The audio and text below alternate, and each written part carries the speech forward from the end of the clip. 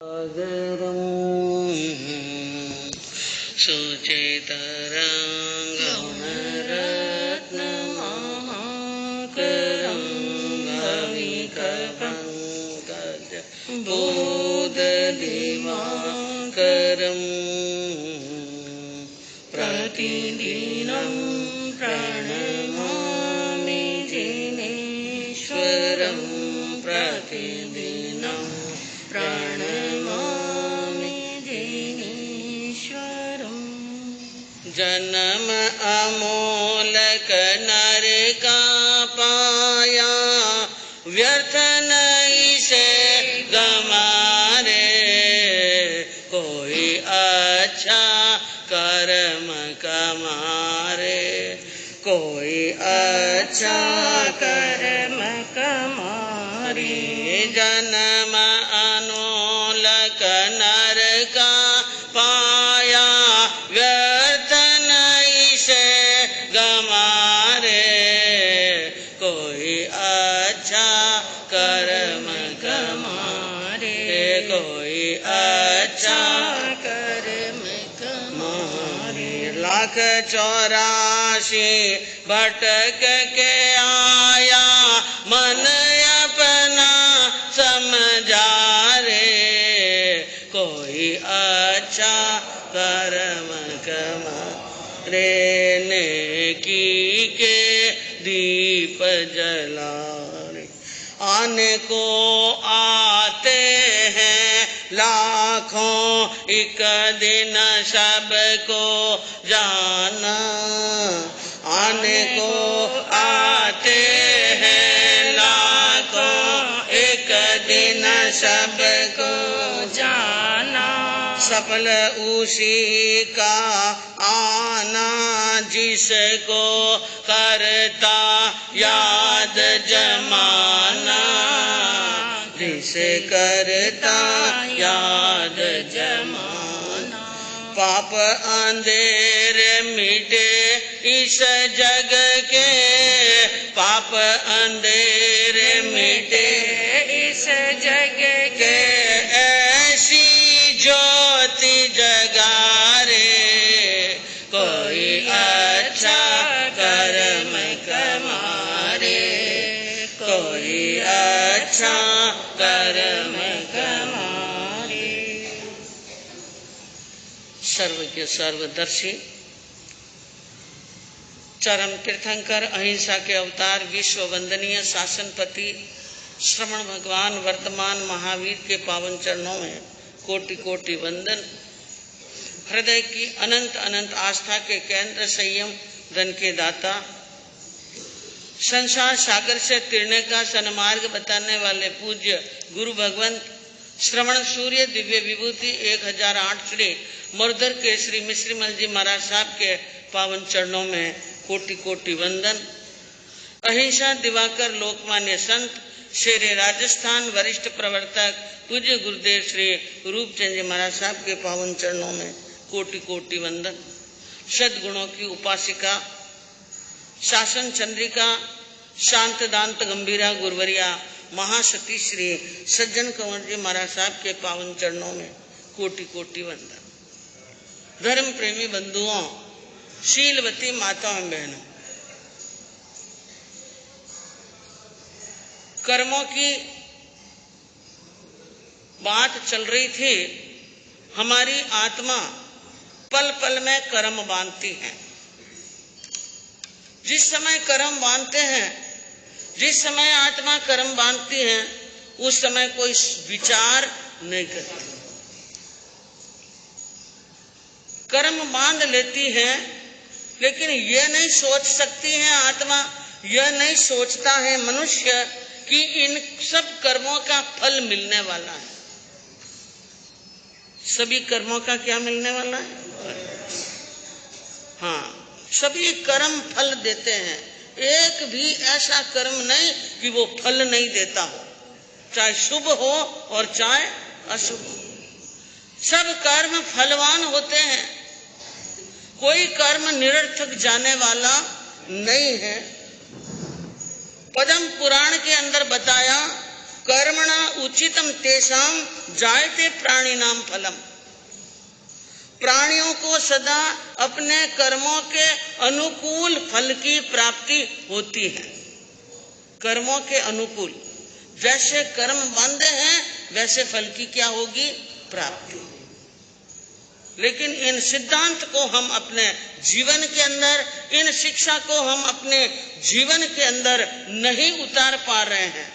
इसलिए धनाधन कर्म बांधने का काम करते हैं, और जिस समय कर्म उदय में आते हैं तब हम क्या कहते हैं? मैंने तो कभी किसी को दुख दिया नहीं, मैंने तो कीड़ी को भी सताया नहीं, मैंने तो कभी किसी का बुरा सोचा नहीं, मेरे ऊपर इतनी आपत्ति विपत्ति आई कैसे?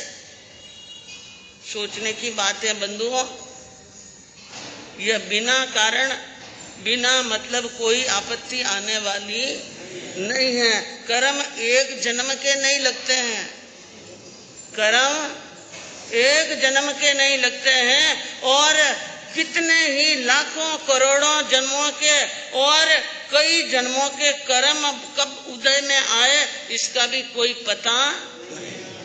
गज सुकमाल जी के जीवन के अंदर 99 लाख भव पहले बांधे हुए कर्म के आए थे उदय। कर्मों ने तो महापुरुषों को भी नहीं छोड़ा। मनुष्य क्या सोचता है, क्या क्या मन के अंदर विचार करता है, मैं ये करूं, मैं ये करूं, मैं वो हूं, मैं यो हूं, मेरे अंदर इतना पावर है, मेरे अंदर इतनी शक्ति है, मेरे अंदर इतनी बुद्धि है, मेरे अंदर सब प्रकार की कला है, मैं कभी किसी से हारने वाला। लेकिन इन कर्मों के सामने हारे हैं, हारना। एक कर्म नचावे नाच नाच रयो चेतन भोळो रे, खावे जोलो रे। ओ कर्म नचावे नाच नाच रयो चेतन भोळो रे, के खावे जोलो रे। कर्म नचावे नाच, चेतन नाच रहा है, और कभी कभी आत्मा के ऊपर कर्म भारी पड़ जाते हैं। अगर हमें कोई पूछे कि आत्मा का बल ज्यादा कि कर्म का बल ज्यादा, कर्मों का बल ज्यादा नहीं, आत्मा का बल ज्यादा है। अगर कर्मों का बल ज्यादा होता तो कोई आत्मा कर्म तोड़ ही नहीं सकती। अनंत आत्माएं मोक्ष में गई, अनंत आत्माएं मोक्ष में गई, अनंत आत्माएं मोक्ष में जाएगी, वो कर्मों को पराजित करके ही जाएगी, कर्मों को हराएगी। आत्मा अनंत बली है, कर्म अनंत बली नहीं। लेकिन कभी कभी क्या होता है कि आत्मा का बल कमजोर पड़ जाता है, न कर्मों का बल क्या हो जाता है? ज्यादा। यानी ये कहते हैं कि कर्मों को हल्का करने की कोशिश करो। आचार्यांग सूत्र के अंदर भगवान प्रभु महावीर ने फरमाया, सुचिन्ना कम्मा सुचिन्ना फला भवंती, दुचिन्ना कम्मा दुचिन्ना फला भवंती। शुभ करोगे, अच्छा करोगे तो अच्छा फल मिलेगा, शुभ कर्मों का शुभ फल मिलता है, और दुष्ट कर्मों का दुष्ट फल मिलता है। हमें अपने जीवन के अंदर इतने बुद्धि विवेक को जागृत रखना होगा कि हम अच्छा कर रहे हैं कि बुरा कर रहे हैं, उचित कर रहे हैं कि अनुचित कर रहे हैं, गलत कर रहे हैं कि सही कर रहे हैं। दुनिया चाहे कुछ भी कहे, दुनिया हमें अच्छा कहे या बुरा, लेकिन हमें तो अपनी विवेक की कसौटी पर कसकर, विवेक की कसौटी पर जान करके और निर्णय लेना है, यह कर्म मेरे करने योग्य है या नहीं। याद रखना, इस जीवन के अंदर कर्मों का लेप अगर बहुत ज्यादा भारी हो गया, उत्तरादय सूत्र का 8वां अध्ययन 15वीं गाथा कहती है कि बहु कम लेवलिताणम बोई होई सुदल्लहाते से। जिसके आत्मा के ऊपर बहुत भारी भारी और गाढ़े गाढ़े कर्मों का बंध हो गया है, उसको उपदेश लगने वाला नहीं है। महावीर की वाणी का भी उपदेश लगने वाला नहीं है। और वो आत्मा एक प्रकार से हलुकर्मी नहीं हो सकती है। उस आत्मा को बोध की प्राप्ति होना अत्यंत दुर्लभ। बड़ा से बड़ा ज्ञानी, बड़ा से बड़ा विद्वान, बड़े से बड़े आगमों तत्वों के ज्ञाता और बड़े से बड़े संत और बड़े से बड़े आचार्य भी आ जाए तो उनको समझाने में समर्थ नहीं। तम नरम ब्रह्मापि न रंजयति। उसको तो देवलोक के कोई भी देवता, कोई भी आ जाए, कोई उनको यानी समझा नहीं सकते हैं। वो तो अपने मन के अंदर दुर्लभ बुद्धि, क्या बोले, हाँ, दुर्लभ बुद्धि हो जाता है। जन्म के एक नहीं सैकड़ों लाखों करोड़ों जन्म बिगड़ते हैं और पतन होने लगता है तो होता ही रहता है, होता ही रहता है। आत्मा वापिस उत्थान की तरफ आती नहीं है। इसलिए कर्मों के विपाक को सोचो, आगमों में पढ़ो, स्वाध्याय करते समय पढ़ो और कर्म के बारे में ज्ञानियों ने क्या क्या बातें बताई हैं। कर्म के कारण कितनी पीड़ा भुगतनी पड़ती है, कितना दुख भुगतना पड़ता है, कितनी वेदना भुगतनी पड़ती है, कैसा अपमान झेलना पड़ता है, जीवन नरक जैसा हो जाता है। इसलिए कर्म बांधते समय पूरा क्या रखना चाहिए, हाँ, राजी मत होना। कर्म अबार उदय में नहीं, यानी कर्म कब उदय में आए और कब किसको कौन सा झटका दे कोई मालूम पड़ने वाला कौन जाने रे भाई। कर्म उदय कब आई रे कौन जाने रे भाई। कर्म उदय कब आई। कभी अहंकार मत करना, धन का, मान का, पद का, पैसे का, कि मेरे ऊपर कुछ बीतने वाला नहीं है। याद करो महापुरुषों की कहानियों को। अरे महावीर से तीर्थंकर के कानों किले ठुकवाए। राज तिलक करी वेला में श्री रामचंद्र बन को धाये। जली द्वारिका बन बन भटके कृष्ण नीर नहीं पी पाए। 12 वर्ष तक छिपे फिरे वो पांडव योद्धा कहलाए। ये जिसके काल सिराने बंद था उस रावण की हुई रे तबाही। कौन जाने रे भाई कर्म उदय कब आई रे। कौन जाने रे भाई कर्म उदय कब आई।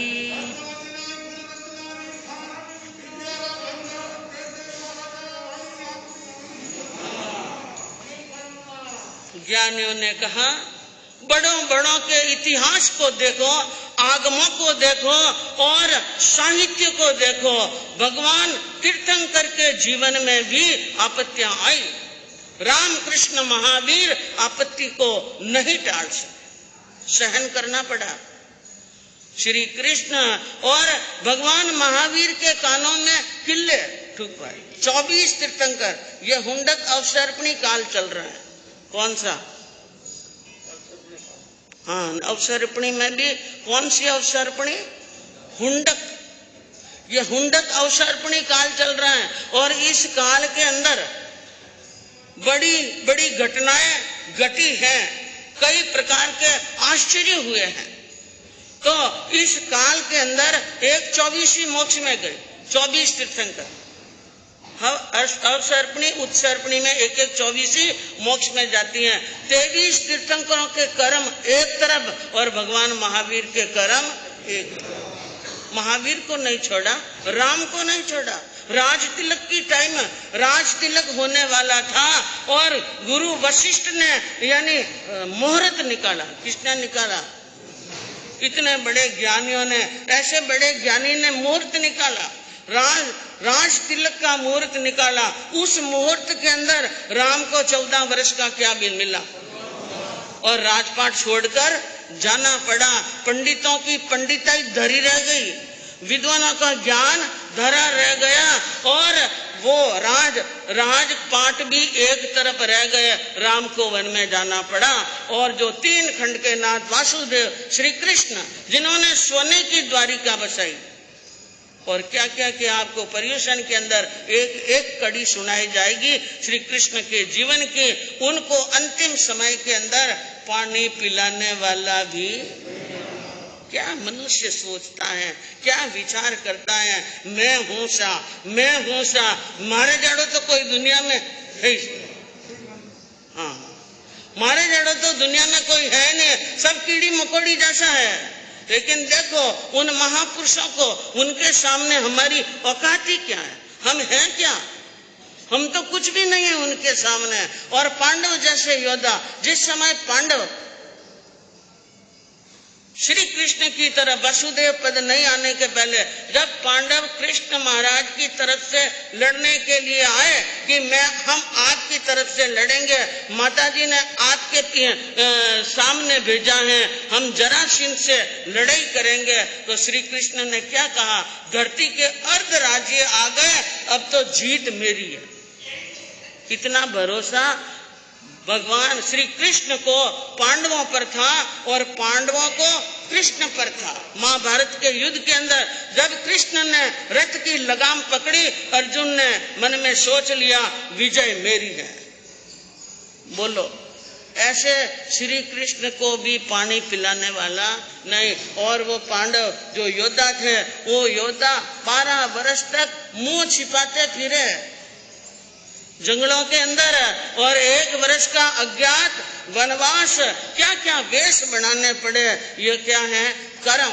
और रावण जैसा राजा, रावण जैसा बलवान, रावण जैसा ज्ञानी, रावण जैसा सिद्धि प्राप्त करने वाला, चमत्कार प्राप्त करने वाला, उनके जैसा योगी, उनके जैसा भक्त, उनके जैसा विद्वान दुनिया में उस समय नहीं था। उस रावण की हुई तबाही, क्या हो गई तबाही। और कितने उदाहरण हैं।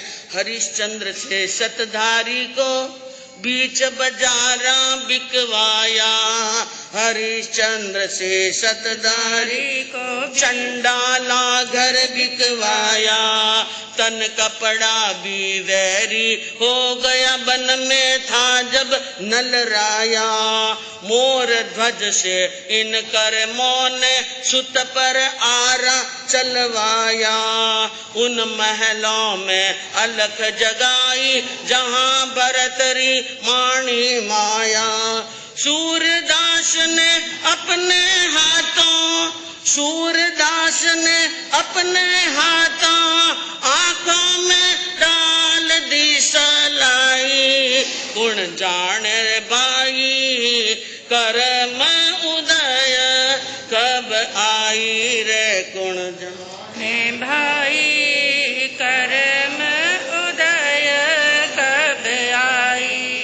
हरिश्चंद्र जैसे सत्य धर्म के ऊपर अपने तन मन और धन को न्यौछावर करने वाले महान सत्यवादी राजा हरिश्चंद्र, सूर्य टरे चंद्र टरे और टरे जगत व्यवहार, पिण राजा हरिश्चंद्र का टरे नहीं सत्य धर्म व्यवहार।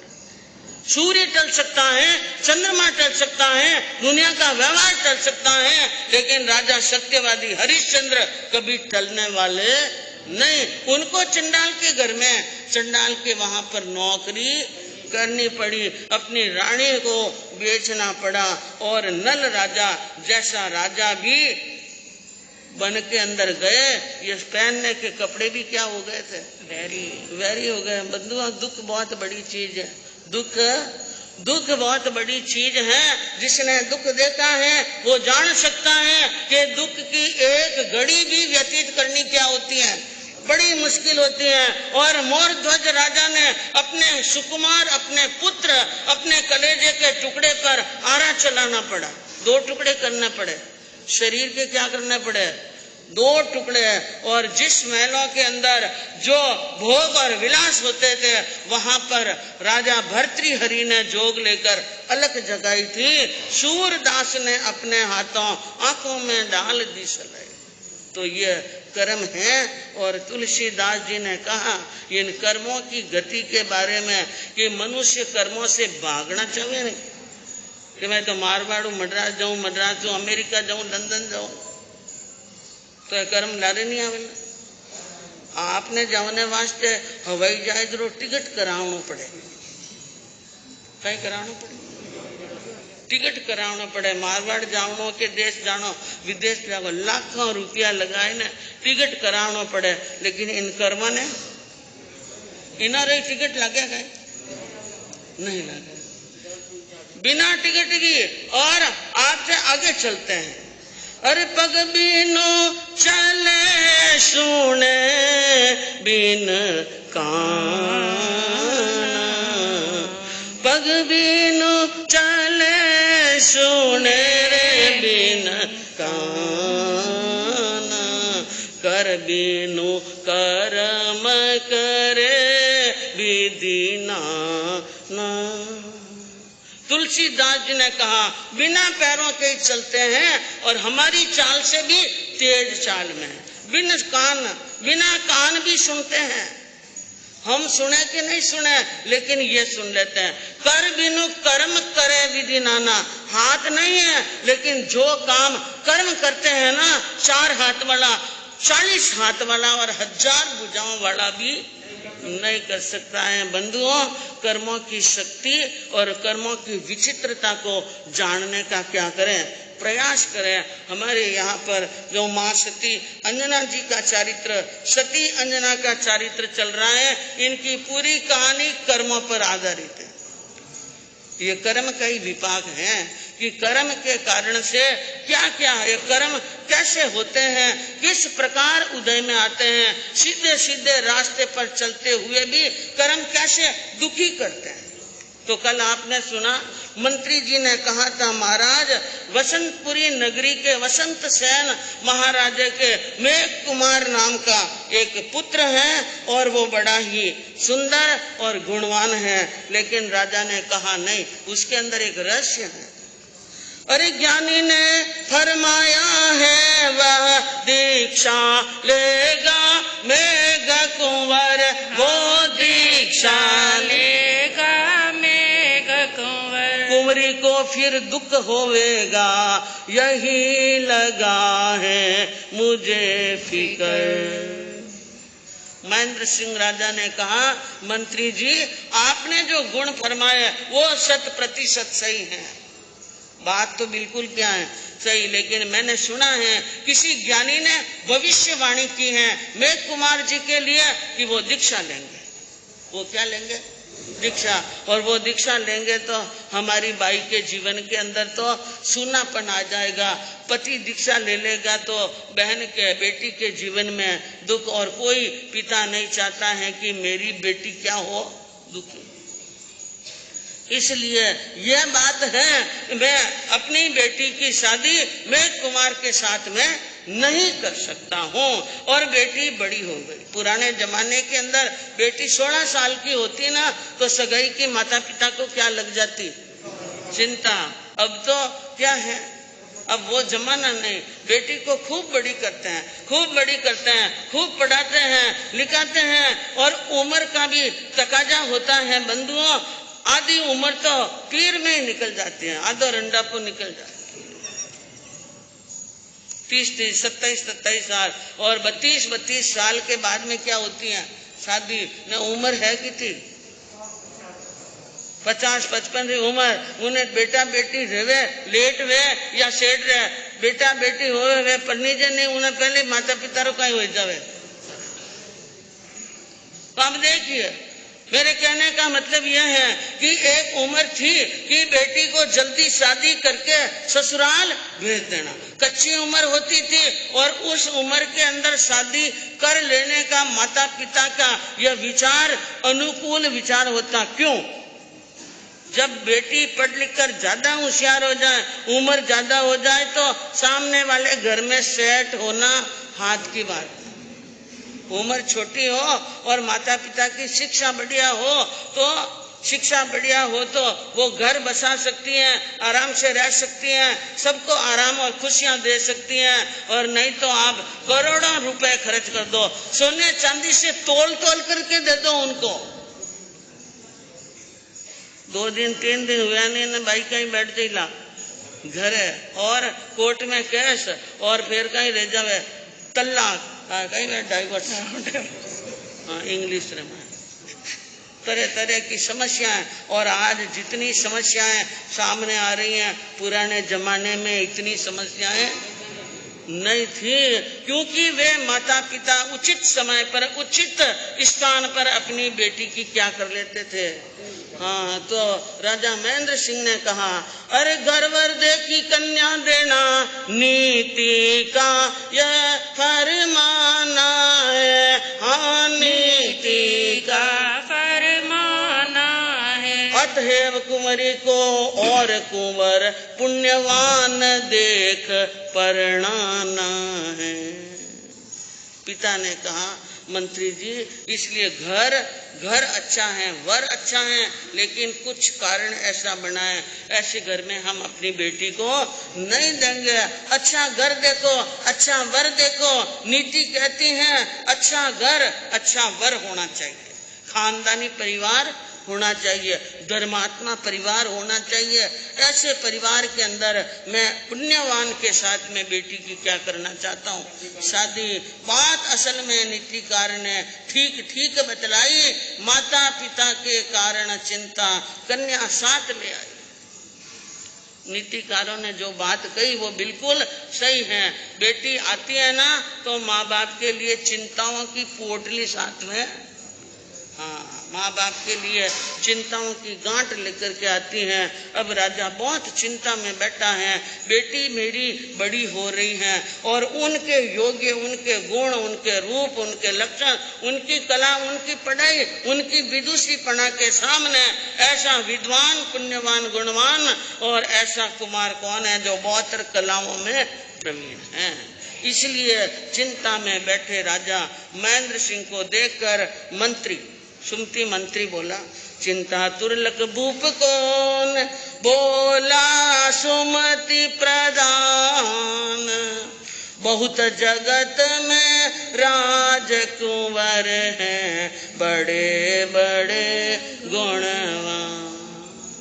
मंत्री ने बात को संभालते हुए कहा, महाराज इतनी चिंता करने की क्या जरूरत है। चलो मेघ कुमार को हम अपने आप अपनी बेटी को नहीं देने चाहते हैं तो इस जगत के अंदर, इस दुनिया के अंदर अच्छे अच्छे पुण्यवान गुणवान राजकुमारों की कमी है क्या? कोई कमी नहीं है। बहुत सारे राजकुमार गुणवान पुण्यवान, जिसमें सबसे बढ़िया गुणवान पुण्यवान होगा उनके साथ में क्या करेंगे। हाँ, मैंने सुना है अरे रत्नपुरी प्रहलाद सिंह है, पवन पुत्र पुण्यवान सही रे, पवन पुत्र पुण्यवान सही। वदन मदन सा मृदुल मनोहर, सर्व गुणों की खान वही। अब कहा रतनपुरी नाम की नगरी है और वहाँ राजा प्रहलाद सिंह राज्य करता है। उनके वहाँ पर एक पुत्र है पुण्यवान, जिनका नाम है पवन कुमार। क्या नाम है? पवन कुमार। वदन मदन सा मृदुल, उनका शरीर कामदेव के समान सुंदर और बड़ा सुकुमार है। न सभी गुण उसके अंदर विद्यमान हैं, एक भी गुण ऐसा नहीं कि पवन कुमार में नहीं हो। सर्व गुणों से संपन्न है, सभी प्रकार से योग्य है, पढ़ा लिखा है, खानदानी परिवार है, किसी चीज की कोई कमी वहां पर नहीं है। महाराज बहुत बढ़िया ठिकाना है। नाथ बात तुम मान लो मेरी, हे स्वामीनाथ मेरी बात मान लो, अब देरी करने की बात नहीं है। पवन कुमार के संग कुंवरी की झटपट शादी कर लीजिए, फिर कोई